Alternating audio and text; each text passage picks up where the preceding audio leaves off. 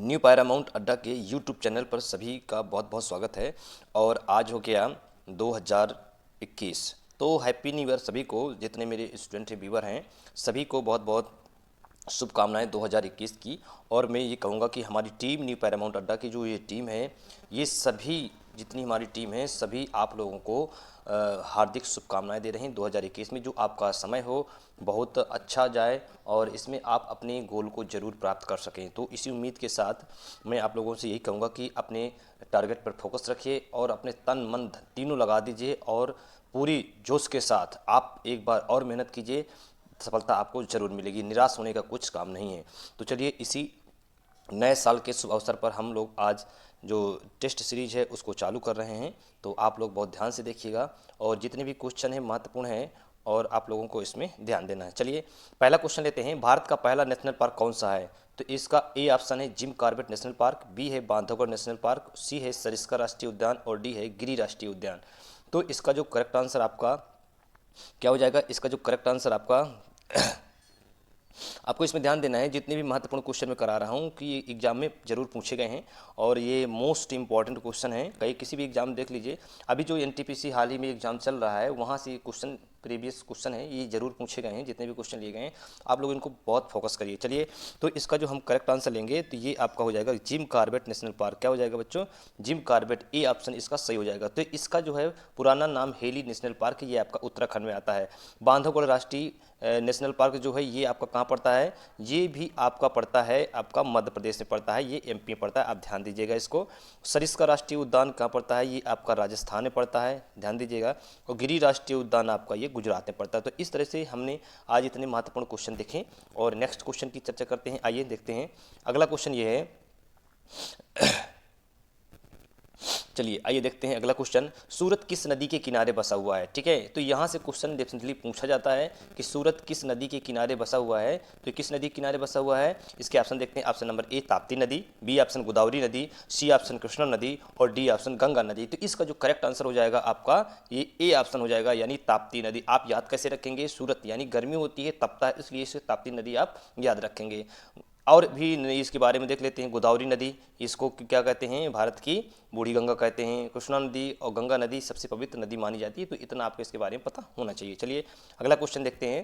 Question number 3 है, विश्व पर्यावरण दिवस कब मनाया जाता है? तो विश्व पर्यावरण दिवस बहुत ज़्यादा पूछा जाता है, तो आप इसको जरूर ध्यान रखिएगा। इसका कब मनाया जाता है विश्व पर्यावरण दिवस? ए ऑप्शन है 5 जून को, बी ऑप्शन है 22 मार्च को और सी ऑप्शन है 22 अप्रैल और डी ऑप्शन है 11 जुलाई। तो इस तरह से ये क्वेश्चन है, आप इन क्वेश्चन को बहुत ध्यान से देखिएगा। तो इसका जो करेक्ट आंसर हो जाएगा 5 जून को विश्व पर्यावरण दिवस मनाया जाता है, ये आपको याद रखना है। चलिए आगे देखते हैं। बी क्वेश्चन में ये कह रहा है, बी ऑप्शन में 22 मार्च, 22 मार्च को आप ध्यान दीजिएगा, ये आपका मनाया जाता है जल दिवस मनाया जाता है। क्या मनाया जाता है? जल दिवस मनाया जाता है। और ये 22 अप्रैल को क्या मनाया जाता है? ये आपका पृथ्वी दिवस मनाया जाता है। और 11 जुलाई को आपको सबको ही पता होगा, ये आपका जनसंख्या दिवस मनाया जाता है। क्या मनाया जाता है? जनसंख्या दिवस मनाया जाता है। तो आप इतने इसके बारे में पता होना चाहिए। चलिए नेक्स्ट क्वेश्चन देखते हैं। भारत के मुख्य न्यायाधीश कौन है? इस समय भारत के मुख्य न्यायाधीश कौन है वर्तमान समय में अगर पूछा जाए? तो ए ऑप्शन हो जाएगा हीरालाल जेकानिया, बी हो जाएगा एच.एल. दत्तू, सी हो जाएगा अरविंद शरद बोबडे और डी हो जाएगा मनोज सिन्हा। तो इस तरह से ये जो इतने भी क्वेश्चन हमने दिया, तो इसका जो इनमें से करेक्ट आंसर हो जाएगा आपका सी हो जाएगा, यानी अरविंद शरद बोबड़े। ये कई बार क्वेश्चन आपके सुपर टीटी वगैरह में और भी कई बार ये क्वेश्चन पूछा गया है, तो आप इसको जरूर ध्यान रखिएगा। हीरालाल जीकानी ये पहले हैं, एच.एल. दत्तू भी इससे पहले रह चुके हैं, लेकिन अब ये वन मंत्रालय के अंतर्गत आते हैं। मनोज सिन्हा, इनको जो है अभी जम्मू कश्मीर में लेफ्टिनेंट गवर्नर भी बनाया गया है। तो इस तरह से आप एक क्वेश्चन को सही से ध्यान से देखिएगा, सारे क्वेश्चन महत्वपूर्ण है। चलिए अगला नेक्स्ट क्वेश्चन देखते हैं। क्वेश्चन नंबर 5 है, राज तरंगिणी के लेखक कौन है? ये क्वेश्चन मोस्ट इंपॉर्टेंट है, अभी हाल ही में पूछा गया है। तो ए ऑप्शन है कल्हण, बी ऑप्शन है मेगस्थनीज, सी ऑप्शन है बाणभट्ट और डी ऑप्शन है कालिदास। तो इस तरह से हम अगर इन क्वेश्चनों की चर्चा करें तो इसका राज तरंगिणी के लेखक कौन है? कल्हण हो जाएगा। इसका जो करेक्ट आंसर आपका ए हो जाएगा, यानी कल्हण हो जाएगा। ठीक है, तो इस तरह से ये क्वेश्चन आपके बहुत महत्वपूर्ण हैं। कालिदास की भी रचनाएं फेमस है, मेगस्थनीज इसकी भी रचना फेमस है, बाणभट्ट की भी रचनाएं फेमस। तो आप इस तरह से आप इनको याद रखें। कालिदास की जैसे एग्जाम्पल में ले लीजिए आप, अभिज्ञान शकुंतलम हो गया और बहुत सारी ऐसी रचनाएं हैं जो आपको याद है। मेगस्थनीज ये भी आपकी ध्यान दे दिए गए इसमें। काफ़ी महत्वपूर्ण है। चलिए अगला क्वेश्चन लेते हैं, सबसे ज़्यादा तटीय क्षेत्र वाला राज्य कौन सा है? तो इसमें ए ऑप्शन है गुजरात, बी ऑप्शन है आंध्र प्रदेश, सी ऑप्शन हो गया उड़ीसा और डी ऑप्शन हो गया आपका महाराष्ट्र। देखिए जो क्वेश्चन अभी हाल ही में पूछा गया है कि ये भारत जैसे आपका है, यहाँ पर ये भारत है, ठीक है, मैं नक्शा थोड़ा बना देता हूँ, जैसे आपका भारत हो गया, और इस तरह से इसमें कई बार क्वेश्चन जो है घुमा करके पूछा भी गया है, ठीक है। तो अब पूछा गया है क्वेश्चन में कि भारत के ऐसे कितने राज्य हैं जो समुद्री तटीय सीमा बनाते हैं? तो आपको यहाँ पर सीधे सीधे बताना है 9 ऐसे राज्य हैं जो तटीय सीमा बनाते हैं। क्वेश्चन कई बार पूछा गया है, अभी हाल ही में पूछा गया है। तो इतने जो यहाँ से यहाँ तक है, यहाँ जैसे आपका हो गया, ये आपका क्या हो गया, यहाँ पर आपका पश्चिम बंगाल हो गया, उड़ीसा हो गया और आंध्र प्रदेश हो गया, और ये आपका तमिलनाडु भी हो गया, आंध्र प्रदेश हो गया और नीचे तमिलनाडु भी हो गया।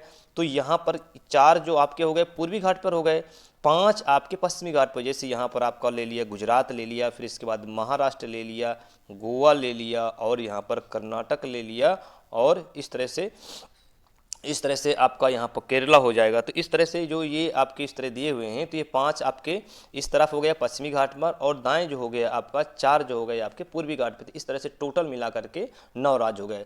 अब इसमें क्वेश्चन पूछा गया सबसे ज़्यादा, तो इसका करेक्ट आंसर आपका ए हो जाएगा, यानी गुजरात हो जाएगा, करेक्ट आंसर आपका ए हो जाएगा। और दूसरी सबसे ज़्यादा तटीय सीमा बनाने वाला राज्य होगा आपका आंध्र प्रदेश, यानी दूसरी, ये पहला नंबर पर आता है, और दूसरे नंबर की बात करें तो आपका क्या आता है, आंध्र प्रदेश। उड़ीसा भी ये पूर्वी घाट का है, महाराष्ट्र भी आपका पश्चिमी घाट का। सबसे छोटी सीमा बनाने वाला समुद्र तटीय राज्य जो है वो आपका पड़ जाएगा गोवा हो जाएगा। तो इस तरह से एक क्वेश्चन से कई क्वेश्चन आप बना करके याद करेंगे तो आपका ये सबसे ज़्यादा महत्वपूर्ण हो जाएगा। तीसरी की बात करें तो यहाँ पर तमिलनाडु हो जाएगा। चलिए अगला क्वेश्चन देखते हैं, विश्व ओजोन दिवस कब मनाया जाता है? मोस्ट इंपॉर्टेंट क्वेश्चन है, कई बार एग्जाम में स्टैटिक क्वेश्चन पूछा गया है, अभी हाल ही में भी पूछा गया है। तो इसके करेक्ट आंसर ए हो जाएगा, इसका करेक्ट आंसर ए यानी 16 सितंबर, बी ऑप्शन है 3 दिसंबर और सी ऑप्शन है 28 फरवरी, डी ऑप्शन है 10 दिसंबर। तो इसका जो करेक्ट आंसर हो जाएगा 16 सितंबर को प्रत्येक वर्ष जो है ओजोन दिवस के रूप में मनाया जाता है। तो इतना आपको इसके बारे में याद रखना पड़ेगा। 3 दिसंबर को क्या मनाया जाता है? विश्व विकलांग दिवस मनाया जाता है। क्या मनाया जाता है? विकलांग दिवस 3 दिसंबर को भी मनाया जाता है। आप इसके बारे में याद रखिएगा।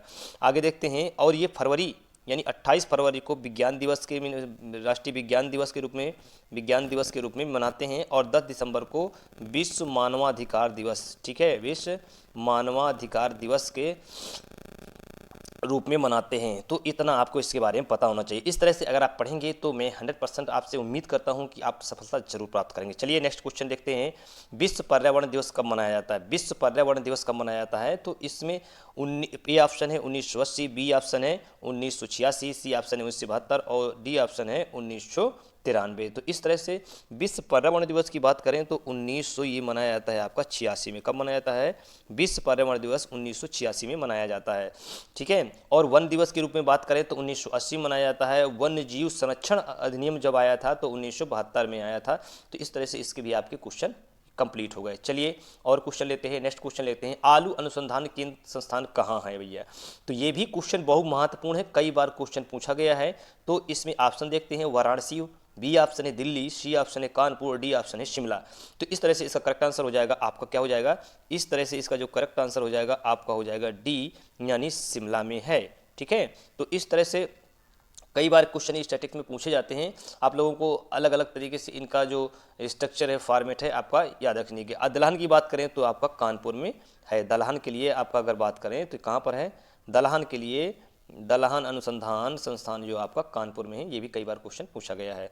चलिए आगे क्वेश्चन देखते हैं। नेक्स्ट क्वेश्चन ये है, G20 शिखर सम्मेलन 2020 किस देश में संपन्न हुआ? मोस्ट इंपॉर्टेंट जो समिति होती हैं हमारी, बहुत ही महत्वपूर्ण होती हैं। क्या पूछा गया है? G20 शिखर सम्मेलन, ये बहुत ज़्यादा महत्वपूर्ण है। तो अब हम बताएं आपको, जो 2020 का हुआ है, 2020 का G20 हुआ वो सऊदी अरब में हुआ है। आपका इसका जो करेक्ट आंसर ए हो जाएगा, सऊदी अरब हो जाएगा, ठीक है। आप इसको जरूर याद रखिएगा। अगली बात करें इटली में भैया, कहाँ 2021 का होना है? इटली में। 2022 का जो होना है आपका इंडोनेशिया में, और 2023 में आपका होना है अपना देश भारत में। तो इस तरह से G20 शिखर सम्मेलन जो हुआ है, ये महत्वपूर्ण समिति जितनी भी होती हैं, आप लोग इनको पढ़िए, सही से देखिए और दिमाग में बैठा कर चलिए। एक भी क्वेश्चन आपके गलत यहाँ से नहीं होंगे। तो ये मैं उम्मीद करता हूं कि आप लोगों को ये सेशन जरूर पसंद आया होगा। और देखते हैं आज का प्रश्न आपके लिए, आप इसको कमेंट बॉक्स में ज़रूर मुझे दीजिए और बताइए कि आज का ये क्वेश्चन जो है कितना महत्वपूर्ण है, ये भी क्वेश्चन पूछा गया है। ऐसा नहीं है, जितने भी क्वेश्चन हमने दिए स्टैटिक्स में आज आपको सारे क्वेश्चन पूछे गए हैं। और मैं उम्मीद करता हूँ कि ये सेशन आपको जरूर पसंद आया होगा। अगर ये पसंद आए तो ये कमेंट बॉक्स में आप सबरीमाला मंदिर, ये भी कई कोई बार क्वेश्चन पूछा गया है कि सबरीमाला मंदिर जो है किस राज्य में स्थित है, ये भी आपको बताना है कमेंट बॉक्स में। आप जरूर मुझे बताइए तो किस राज्य में स्थित है। ये आपका ए ऑप्शन है गुजरात, बी ऑप्शन है केरला, सी ऑप्शन है उड़ीसा और डी ऑप्शन है उत्तर प्रदेश। तो मैं उम्मीद करता हूँ कि ये क्वेश्चन आपको अगर आ रहा होगा तो आप इसको कमेंट बॉक्स में जरूर करेंगे।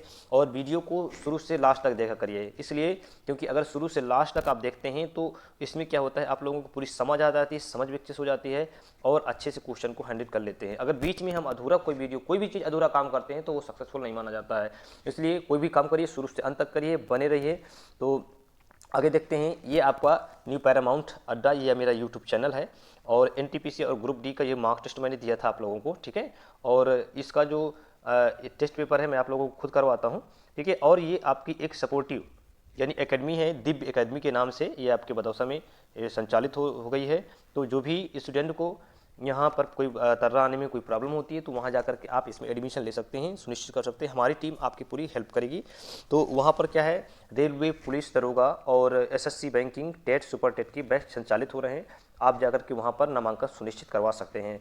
तो इसमें हमारी टीम जो है, और इसका पता जो दिया हुआ है, क्या पता है, सरस्वती शिशु मंदिर बदौसा स्टेशन रोहतर्रा, यानी कच्ची गली है, वहाँ पर ये आपको मिल जाएगा। तो जा करके वहाँ पर, और हमारे अगर कोई प्रॉब्लम है तो ये कॉन्टैक्ट नंबर दिए हैं, यहाँ से आप संपर्क कर सकते हैं। तो मैं इसी उम्मीद के साथ आप लोगों से आशा करता हूँ कि ये मेरा जो आज का सेशन है बिल्कुल पसंद आया होगा। अगर ये पसंद आया हो तो लाइक करिए, शेयर करिए, सब्सक्राइब करिए, अपने दोस्तों में ज़रूर करिए। और जो नए चैनल पे आए हैं तो इसको जरूर से ज़रूर सब्सक्राइब कर लें, ताकि आने वाले समय में आप अच्छी सी स्टैटिक्स जीके में पकड़ बना सके। और मैं उम्मीद करूंगा कि सभी जितने भी सेशन हैं मैं आप लोगों को इसमें ज़रूर इंक्लूड करूं, आप लोगों को सभी विषय इंक्लूड करूं, ताकि आप लोगों को ज़्यादा से ज़्यादा इसमें क्या पार्टिसिपेशन हो सके। और मैं उम्मीद करूंगा कि मेरे चैनल से आपको डेफिनेटली आपको यहाँ से बेनिफिट मिलेगा।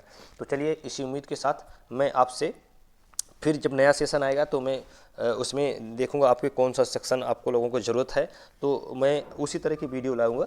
जैसे टेट, सुपर टेट, और आपके एसएससी संबंधित क्वेश्चन हो जाएंगे, रेलवे से संबंधित हो जाएंगे, बैंकिंग से हो जाएंगे, और लेखपाल वगैरह, हिंदी वगैरह जितनी भी आपके उसमें होंगी, तो मैं आप लोगों को समय समय पर वीडियो यहाँ पर बनाता रहूँगा। तो इसमें आप लोग ये करते हैं कि जैसे आप पसंद आता है तो इसको आप ज़रूर भेजा करिए, ताकि दूसरों को भी ये पता चले कि चैनल है जिससे आपको लोगों के लिए सपोर्ट मिल रहा है। तो इसमें मैं अभी नेक्स्ट टाइम पे आप लोगों को बाल विकास और भी इस तरह के जितने भी इम्पोर्टेंट क्वेश्चंस होंगे उसकी सीरीज लाऊंगा। सीरीज ला करके आप लोगों के सामने मैं प्रस्तुत करूंगा। तो आप लोग इसको शुरू से अंत तक आप जरूर देखा करिए, इससे आपको मोटिवेशन मिलता है। तब तक के लिए जय हिंद, जय भारत, वंदे मातरम, नमस्कार।